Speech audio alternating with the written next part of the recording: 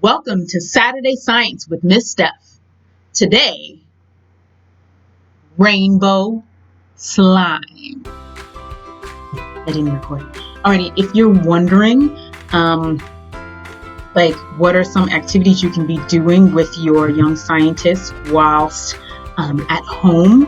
Okay, because especially it's like getting a little chilly out here. Out in New York, it's getting chilly. I have a family member that lives in New Mexico, and they just had a storm. So lots of indoor time, people. Lots of indoor time. And during that indoor time, you can be learning. You can be teaching your young developing scientists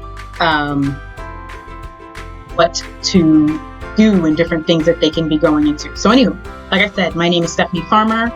Founder and ED of Triple F Empowerment Inc. We run Miss Steph Science Club, and today we're doing rainbow slime. We're going to talk about the science behind rainbows, like what a rainbow actually is, and I'll tell you the colors that are in a rainbow. That'll be kind of our art kind of leaning thing. And then additionally we'll make some rainbow slime. I'll show you what I'm calling rainbow slime.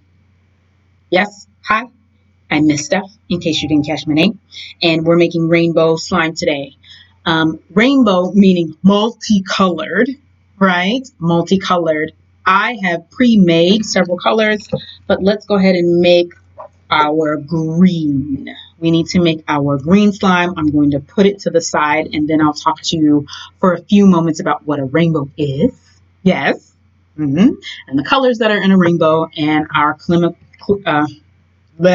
chemical classifications, right, that go along with slime, because slime actually fits within several different classes of chemicals, guys. So let's make our slime. Like I said, I'm making the green. I'm going to make green with you. I've already made several other colors because rainbows have lots of colors, right? Rainbows have lots and lots of colors. Today we're going to make the green together. All right. So I have glue. Do you see how little glue I have? I'm just making a very, very small portion of each color because we have so many colors, right? Going to add, this is less than 50 milliliters of glue. It's more like about 35 milliliters of glue, okay? And yes, I am using the metric system. It is an international way of measurement, and most scientists measure in metrics, okay? And that's one of the things that slime teaches, folks. I told you, I'm going to talk to you throughout the day, throughout our time together, what slime teaches. I got to remember, I got to talk up because I don't have my headphones in today. All right. And I am going to try to really speak loudly so you can hear me, because I just didn't feel like being bothered with the headphones. They get in my way. All right. So I've got glue in here, less than 50 milliliters. I'm making small amounts of each color. Okay. I've got my spoon in both description boxes and so on, in all the description boxes, not just both, because this is going up on various places. You'll have information about what materials you need to make your slime. Crazy. You can use other glues, but the thing is with using other glues is that the performance is best with your school glue. All right. Then I've got my liquid gel food coloring. I told you we're making a rainbow array of slime today, and I'm making the green with you. I've made other colors previously, and I'll show you kind of how we're going to turn it into a rainbow. All right, so I'm going to stir. I already talked about how you're teaching your young scientists about material usage, but you're also now going to teach them about technique and about the order of things. Things, right, need to be done in a specific order. That makes a difference. The order that you are doing things in makes a difference, okay? Thoroughly. I want to thoroughly distribute my color before adding my next chemical. The glue, the food coloring are all chemicals. This spoon is a chemical. It's in solid form and it's not part of the reaction, but it is a chemical. This container has a chemical formula. Again, it's in solid form and it's not going to be a part of our slime reaction, but it is a chemical, people. All right, all right. Thank you so much for joining me. Hi, it's Miss Steph on today with you folks, and we are making rainbow slime. We're learning about rainbows, the science of rainbows, and we're learning the science of slime. Ow. Okay, next. I'm going to add my activator. Now, so y'all know how I feel about this magical liquid stuff. Really makes things easy, okay? And you tend to not be able to add too much. Slime is it's actually quite sensitive reaction. So again, another thing that we're learning about, right? The specific materials that you use, your technique, okay? And measurement, the amount of each of these components will affect the kind of slime you get. Whether or not you actually get slime or just glue soup or this really hard kind of just blob of stuff, right? All right, so just based on experience 1, 2, I have spiked this. I've added in a little Miss Steph slime activator that is basically borax and soap. Borax, soap, and water, okay? I can make another video for parents who are really concerned about their child using borax and all that type of stuff. I can make another video at another time and talk to you about the different slime activators that we use, why they work, why they don't work, your safety precautions that you might want to take with that. But that really, like I said, is for another video, okay? And yes, I've added in some of my own old school slime activator, which is why that reacted the way it did. It's also why we got slime so quickly. But you see, as I start to mix together, it broke down a little bit, okay? So I'm being pretty aggressive with it. And you should be able to tell me, right? Do I need more activator? Do I do it? Absolutely. Right? This is glue soup. This is not slime yet. Right? And the type of activator that you use and the concentration of the different chemicals that are inside of that activator will change how much activator to glue you need. Again, specific things. We are teaching scientists a lot of concepts, a lot of technique when we are letting them explore the slime reaction. Do I need more? Absolutely. That's not slime yet. You cannot touch it. It has not completely formed the polymer. Here's another thing we're learning when we're doing slime. Patience. Patience. Right? We need to be very patient. This is what we've got. Is that slime yet? Absolutely not. Absolutely not. Okay. Mix, mix, mix, mix, mix, mix, mix, mix. Okay. Today we're making rainbow slime. All right, so we're getting there. Really close, people. Really close. You notice I was only adding a little bit of my activator at a time. Okay. There are different ways to test whether or not this is done. Okay, like I said, I like to do mine. There's one that I like to do without having to actually touch it, should it not be done. But you see, right? Stir, stir, stir, stir, stir. And I am able to pick up, right? I'm manipulating it, right? I'm able to pick up my whole batch. Okay, because slime should stick to itself and not to this type of surface, this plastic container. There's a reason we use these plastic type containers, right? See, that whole thing comes out of the cup. That, my friends, is slime. So you notice how I'm able to do a lot. See, when it's formed, I can do quite a bit without even touching it. There we go. Cool, cool, cool. And I want to let this sit to the side for a little bit. I like to let mine sit and kind of finish reacting. I've got a top here.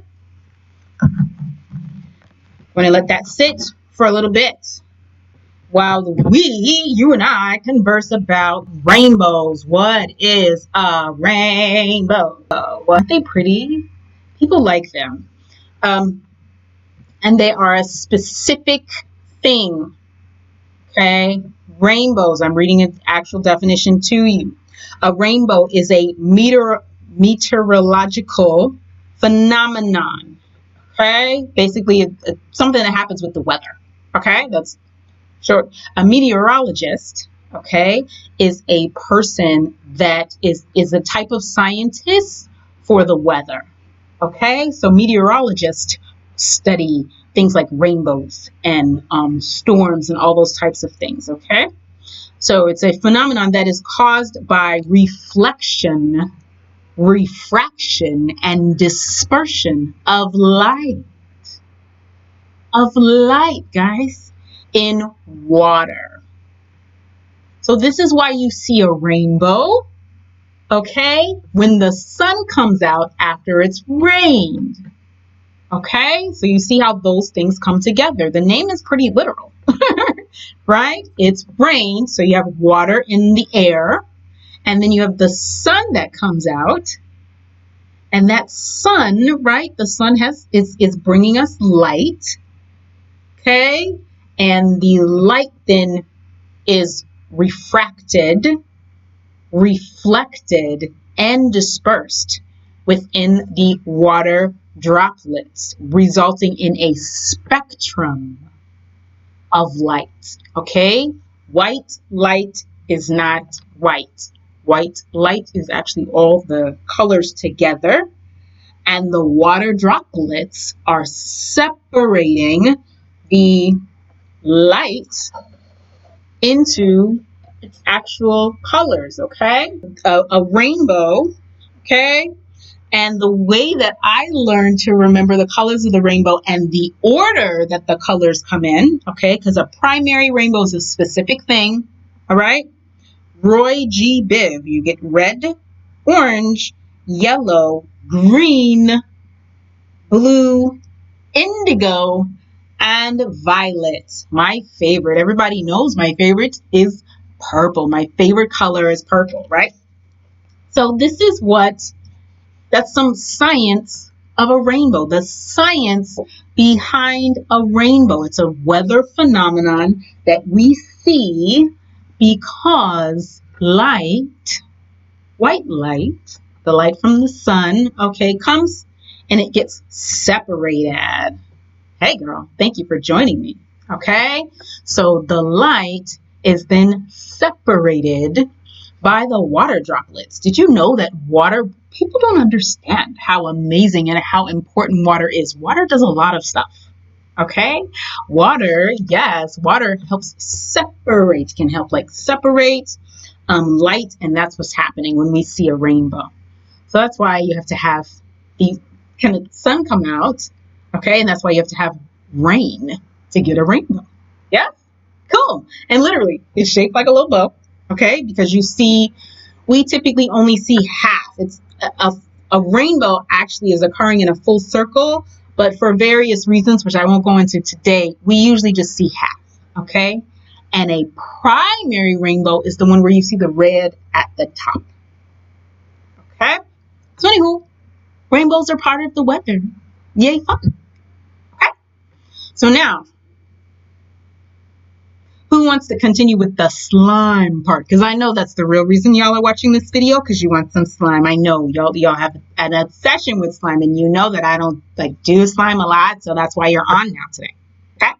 So let's continue on with our slime part of our rainbow slime activity and excursion today. So slime is a polymer. Slime is a polymer. And we're teaching children, us goofy science teachers, when we do slime with your child, okay, or with you if you are a child watching this, right? We're teaching you a polymerization reaction. We're teaching you to take chemicals, your glue and your food coloring, yeah, and then we add your slime activator and we're changing it. We're taking it from glue and food coloring to a new thing, to a polymer. Okay? So slime, what is slime? Slime is a polymer. Okay? Polymer. Okay? It's also non-Newtonian as well. But that's, again, all of these things, lots of concepts that we're teaching when we're teaching your child about slime. Okay? We're not just making a mess, I promise. And let's review very quickly the materials that I used to make all of these different slimes that I'll show you, okay? Because I'm not going to show you me making all the slime because, yeah, that's not what we're about today. I'm going to show you some other things that you can do with slime, all right? So, like I said, I've got my Elmer's Magical liquid. Do you have to use this? Absolutely not. I can make another video on the various, okay, on the various kinds of activator, okay, and the reason why we use what we use. Hint, it has to be a basic. You have to have a base in it, all right? So yeah, we've got that today. Then I use my good old school glue here, all right? Yes, you can use other glues, but I'm telling you, school glue, F up if you responded. Okay, school glue is the easiest one to use. And then I have my liquid gel food coloring. This happens to be my favorite food coloring because the pigmentation is serious. Okay, and I don't ever have to worry about it being not strong enough or not dark enough and not like fun and vibrant enough. Because hello, we're making rainbow slime. Who wants a dull rainbow? Not me, and definitely not you. Capiche? Capiche. Okay. Now, here are my colors. Now, you remember Roy G. Biv, right? Roy G. Biv. So typically a rainbow. What did I do with my little rainbow thing? Okay. Typically a rainbow has all these colors, right? How many colors? Let's count together. 1, 2, 3, 4, 5, 6, 7. Typically a rainbow has 7 colors. But for fun, right? I said, and it has 7 colors, and it specifically has those 7 colors, right? And I said in my preview, which I do hope that y'all are watching the previews, guys, because when I publish those, that lets you know what materials you'll need to follow along with me. In my preview, I said 3 or more colors, right? Because you'll see what I'm going to do. I feel like 3 or more colors are sufficient to do what I'm going to show you. And that's just to kind of make a little rainbow-esque thing with my slime. So I have this. You don't have to have this. It's just that it's something that I'm putting down for my surface, right? So you have your various slime colors. You're more than one color, okay? I'm going to end up with 1, 2, 3, 4, 5, 6. I'm doing with 6 today, okay? And then I have this. This is one of my filleted. You know how I do with my plastic bags, okay? I'd like to use materials that you can easily obtain at home or close to home, especially now. Especially now, we need materials that are easy to obtain, right? Right, I have my pre-made. I told you I made a bunch of colors before. So I made my pink is kind of standing in for red, the orange, yellow, then I have my blue and violet, right? And I just made the green. So we know there's a specific order that we're supposed, if we're really saying we're going to go with rainbow, there's a specific order that we're going to put these in. Now the cool thing about slime, right, is that it's stretchy. That's the whole point. The whole point is that it's stretchy, all right? So this has been sitting out for a little while, so it might not be as stretchy as I would like it. But I'm going to put one little thing down here, right? You see where I'm going with this. I'm laying down my kind of strips or like layers of slime. Now let's go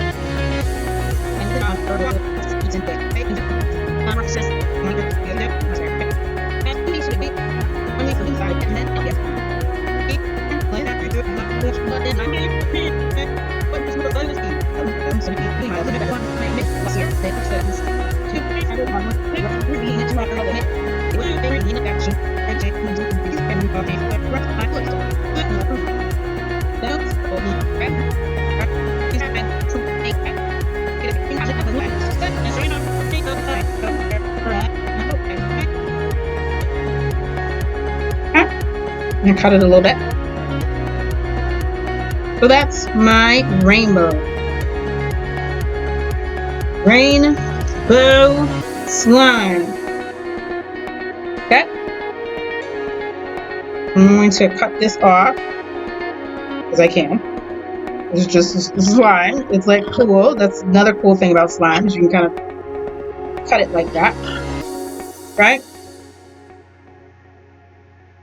So I've got my pink, my orange, my pink, which is standing in for red, orange, yellow, green, blue, and purple, right? I would love to see the different rainbows that you made. What colors, what color combination did you decide on? How did you decide to make it?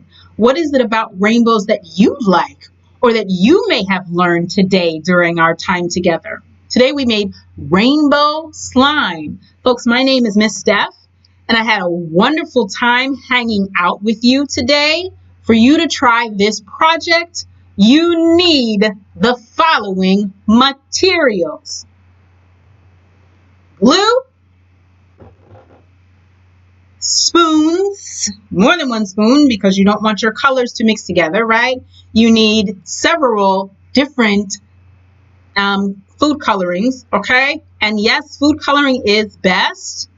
Food coloring is better than like paint or other types of pigments. It just mixes in with the glue like so much easier. It's just better, okay?